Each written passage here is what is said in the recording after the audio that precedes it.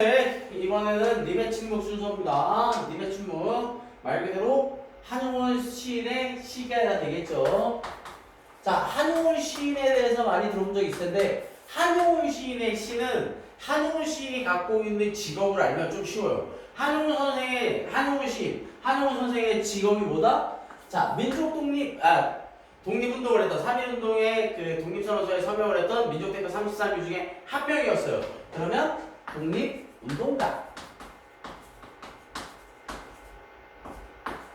독립운동가. 그 시간 좀 지저분해도 이해해요. 어? 자, 그 다음에 두 번째 시를 썼네요. 시인이죠. 그 다음에 또 뭐예요? 이 사람은 승려였어요. 그런데 이 직업 세 가지가 왜 중요하냐? 그랬을 때 여기서 나오는 님, 당신이라는 개념을 훨씬 잘 이해할 수가 있게 되는 거예요. 님이나 당신과 같은 표현으로 많이 나오는데 독립운동가의 입장에서는 님이나 당신이 어떤 표현이겠어요? 바로 조국 혹은 조국의 광복이 되겠죠. 독립이다 라고 얘기를 할 수도 있겠죠. 자, 그 다음에 시인일 땐 뭐다? 바로 시인일 땐 바로 정인, 사랑하는 사람, 그 다음에 말 그대로 님, 사랑하는 사람, 상대방을 얘기한다고 볼 수 있을 거고, 그 다음에 승려일 땐 뭐야? 바로 절대적인 존재. 승려니까 하나님은 아닐 거고, 그죠? 부처님이 되겠네요. 자, 이런 식으로 이해를 하면 이 시 전체들을 이해를 할 때 조금 더 쉽게 이해할 수 있어요. 그러니까 여기서 같은 경우에 바로 처음부터 시작하죠. 님은 같습니다. 이렇게 돼 있잖아요. 그러니까 님은 뭐예요? 여기서 얘기하는 것처럼 조국이나 광복, 정인이거나 절대적인 존재가 되는 거예요. 그런데 이 사람은 아무래도 이 한용운 선생은 독립운동가로서의 이름이 널리 알려졌기 때문에 저 님 같은 경우에는 조국 광복이라고 생각을 하는 게 가장 일반적인 해석이다라고 생각을 하시면 됩니다.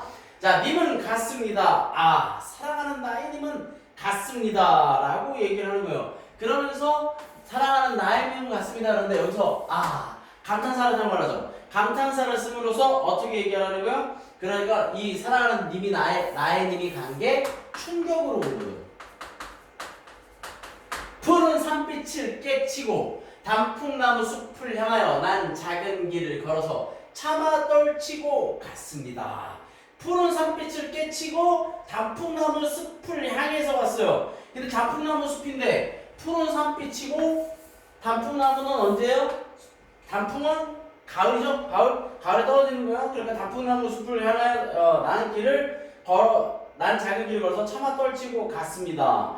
황금의 꽃같이 굽고 빛나던 옛 맹세는 차디찬 티끌이 되어서, 자, 꽃같이 굽고 빛나던 옛 맹세가 차디찬 티끌이 된 거예요. 그래서 서로 대조적인 의미를 지니는 거예요. 자, 푸른 산빛이 깨치고 단풍나무도 마찬가지고요. 한숨의 미풍에 날아갔습니다. 한숨의 미풍에 날아갔어요. 날카로운 첫 키스의 추억은 첫 키스의 추억이잖아요. 그러니까 이건 뭐예요? 말 그대로 인과의 만남을, 첫 만남의 황홀함을 얘기하는 거예요. 황홀함.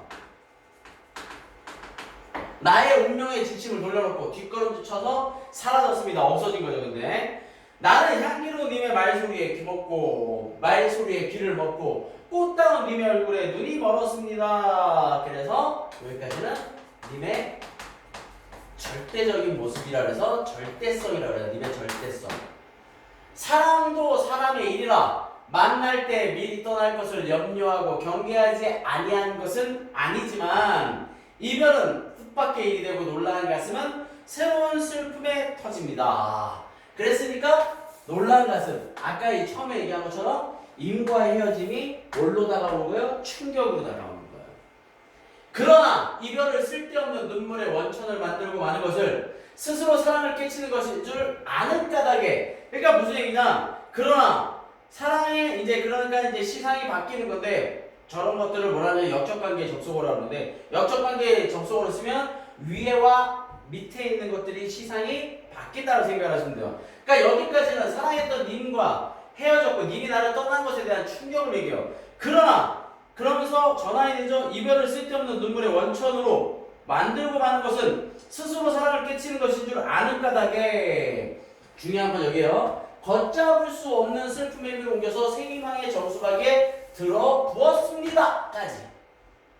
들어부었다라고 얘기를 하잖아요. 이건 뭐냐? 슬픔을 희망으로 전환시키고 있는 모습이다라고 얘기를 하시면 돼요. 그러니까 님이 떠난 슬픔을 새로운 희망으로 보는 거예요. 뭐 새로운 희망이라는 게 언젠가 다시 돌아올 것처럼 여기서 보면 다시 만날 것을 믿습니다. 나는. 그러니까 떠났으니까 언젠가 다시 돌아올 거야. 그리고 이별이라는 것은 새로운 만남을 위한 거야. 그렇게 이해를 하고 받아들이고 있는 거예요. 자, 그러면서 우리는 만날 때 떠날 것을 염려하는 것과 같이 만남은 언제나 헤어짐이 존재를 하는 거예요. 떠날 때 다시 만날 것을 믿습니다. 그러니까는 언젠가 다시 만날 거예요. 근데 아까 얘기했죠, 승려라고. 그러니까 이건 뭐예요? 윤회 사상이 포함이 되는 거다라고 이해를 하시면 되겠어요. 윤회 사상을 통해서 얘기를 하고 있는 거예요. 자, 그러면서 다시 만날 거예요. 아, 님은 갔지만 나는 님을 보내지 아니하였습니다. 님이 갔는데 님을 보내지 아니했어요. 갔는데 보내지 아니했죠? 앞뒤가 안 맞으니까 역설법. 제 곡조를 못 이기는 사랑의 노래는 님의 침묵을 휩싸고 돕니다 라고 있으니까 님의 침묵이라는 건 바로 님의 부재라고 생각을 하시면 되시겠습니다. 무슨 얘기인지 알겠죠? 그래서 이 시의 주제 같은 경우에는 쉽게 뭘 얘기하느냐? 임을 향한 영원한 사랑을 얘기하는 거다라고 이해를 하시면 조금 더 쉽겠어요. 자, 그 다음에 또 한웅 시인의 시입니다. 알 수 없어요죠? 알 수 없어요. 그러면 도대체 이 양반은 뭐를 알 수 없는지 한번 봅시다. 자, 바람도 없는 공중에 수직의 파문을 내며 바람도 없는 공중에 수직의 파문을 내며 고요히 떨어지는 오동잎은 누구의 발자취입니까? 그래서 오동잎은 누구 거냐? 라고 묻고 있죠. 그죠? 자, 이거 표시하고 한국어로 얘기해 드릴게요. 지리한 장막 끝에 서풍에 몰려가는 무서운 검은 구름에 터진 틈으로 언뜻언뜻 보이는 푸른 하늘은 누구의 얼굴입니까? 그죠? 저 누구의 얼굴이냐라고 얘기하고 있어요. 꽃도 없는 깊은 나무에 푸른 잎길을 거쳐서 예탑 위에 고요한 하늘을 스치는 알 수 없는 향기는 누구의 입김입니까? 그너는 알지도 못할 곳에서 나서 돌부리를 울리고 가는 길을 흐르는 작은 시내는 구비구비 누구의 노래입니까? 못할 곳에 나서 돌부리를 울리고 가는 길을 흐르는 작은 시내는 내 머리 치면 안 되겠네요. 작은 시내는 구비구비 누구의 노래입니까? 얼굴이냐? 입김이냐? 노래냐? 연꽃 같은 발꿈치로 가히 없는 바다를 밟고 옷 같은 손으로 끝없는 하늘을 만지면서 떨어지는 해를 곱게 단장하는 저녁노을은 누구의 시입니까? 라고 얘기를 하고 있는 거예요. 자, 그러면 여기서 얘기하는 것들은 뭐냐? 바로 여기서 얘기하는 저 네모난 것들, 누구의 입김이냐, 누구의 발자취냐 이렇게 얘기하는 것들, 누구의 얼굴이냐, 누구의 입김이냐, 누구의 노래냐 이렇게 얘기하는 이 네모칸 친 것들은 뭐를 얘기하는 거냐면 바로 절대적 존재를 깨닫게 하는 자연을 얘기하는 거예요.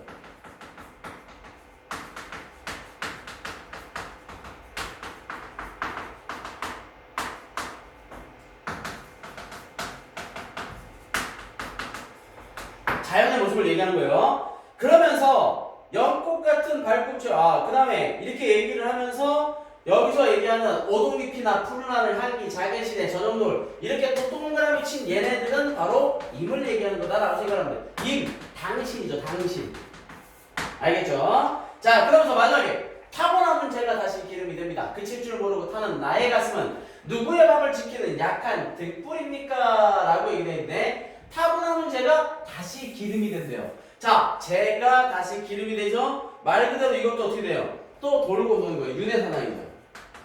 그런데 타고남은 건 사실은 없어진 거예요. 소멸된 거죠. 근데 다시 기름이 된대요. 그러니까 뭐예요? 이것도 역설적 표현이다 라고 이해를 해주시면 조금 더 쉽게 이해하실 수 있겠어요. 그래서 그칠 줄 모르고 타는 나의 가슴은 나의 가슴. 여기서는 누구냐고 그러더니 여기서는 나라고 표현을 하죠. 그럼 나의 가슴인데 말 그대로 뭐야? 절대적 구도의 모습. 도를 구하는 거다라는 거야. 도를 구하는 거. 구도의 모습을 얘기하는 거야. 절대적 구도를 하는 모습. 나의 가슴 구도자에 대한 모습이겠죠. 구도자의 모습. 누구의 밤을 지키는 약한 등불입니까? 라고 얘기했으니까 누구의 밤? 어두운 현실을 얘기하는 거고 어두운 현실을 지키는 약한 등불입니까? 라고 얘기했으니까 화자의 희생정신을 얘기하는 거예요. 그러니까 여기서는 누구입니까? 라고 얘기했지만 나의 가슴은 곧 저런 밤을 지키는 약한 등불이 될 거다 라고 얘기하는 거예요. 그래서 희생정신이다 라고 얘기할 수 있는 거예요. 그러니까 무슨 얘기냐면 말 그대로 이 알 수 없어요 시 같은 경우에는 그 주제가 끝없는 구도예요. 끝없는 구도. 승려의 입장에서 도를 끝없이 구하는 거예요. 그런데 지금 만약에 지금처럼 뭐 지금은 여러 가지 저 때문에 사회가 어려운 형편이지만 우리가 그렇다고 해서 무슨 나라를 잃거나 한 건 아니잖아요. 근데 나라를 잃은 사람 입장에서 그러니까 나라를 잃지 않은 우리 입장에서는 절대적 구도라고 그러면 스스로에 대한 깨달음이라고 할 수 있어요. 그런데 나라를 잃은 상황에서 구도자, 승려로서 도를 구하는 사람, 도를 얻고자 하는 사람 입장에서는 말 그대로 이 어두운 현실을 지켜나가고 이 어두운 현실을 어떻게 벗어날 수 있는지 고민을 하는 것들이 구도라고 얘기를 하고 있는 거예요. 무슨 얘기인지 알겠죠? 그렇게 되면 이 알 수 없어요라는 시가 조금 더 쉽게 다가오실 수 있을 거예요. 무슨 얘기인지 알겠죠? 그렇기 때문에 시에서 가장 중요한 것 중에 하나는 뭐냐면 시인의 배경을 공부하고 시인의 배경을 아는 거예요. 그렇게 생각을 하면 이런 시들도 어렵지 않게 받아들일 수 있습니다. 자, 그 다음에 다음 거를 하도록 할게요. 다음 거는 향수네요. 향수. 자, 정지용 시인의 향수인데 이 향수 같은 경우에는 노래로 많이 들어봤을 수도 있어요. 자, 꾀꼬리 같은 목소리는 아니지만 선생님이 짤막하게 불러보면 아마 들어본 적 있을 거예요. 넓은 벌 동쪽 끝으로 옛 이야기 지줄대는 이렇게 나가면서 그곳이 차마 꿈엔들이 진리야 이런 식으로 되는 거죠. 아무도 없이 촬영하면서 노래 부르니까 창피하네요. 그런데 이런 것들 향수인데 그런 노래가 나오는 건데 시가 제목이 향수잖아요. 향수는 고향에 대한 그리움이다라고 생각을 하시면 돼요. 그러니까 정지용 시인이 고향에 대한 그리움을 이걸로 담아낸 거라고 생각을 하시면 됩니다. 그런데 눈에 여기서도 지금 이거는 1, 2, 3년밖에 없지만 딱 보면 눈에 보이죠? 후렴구가 있어요. 후렴구. 이런 것들이 일종의 후렴구인데 후렴구의 역할이 뭐냐? 후렴구의 역할은 바로 시상을 정리해주고 그 다음에 운율을 형성해주면 형태적인 안정감을 준다 라고 생각을 하시면 되겠어요. 그거를 반복돼서 나오는 거니까 반복돼서 적지 않을 테니까 잘 기억을 해두도록 하시고 적어두도록 하세요. 자, 넓은 벌 동쪽 끝으로 옛이야기 지줄대는 실개천이 휘돌아 나가고 옛이야기를 지줄대는 실개천 그러니까 옛이야기를 떠들어대는 거죠? 의보네요. 휘돌아 나가고 얼룩배기 황소가 해설피 금빛 게으른 울음을 우는고 해설피라는 건 뭐냐면 슬프게 슬픈 느낌으로 이렇게 얘기를 하시면 돼요. 그런데 금빛 게으른 울음이잖아요. 금빛 게으른 울음은 바로 공감각적 표현이 되겠어요.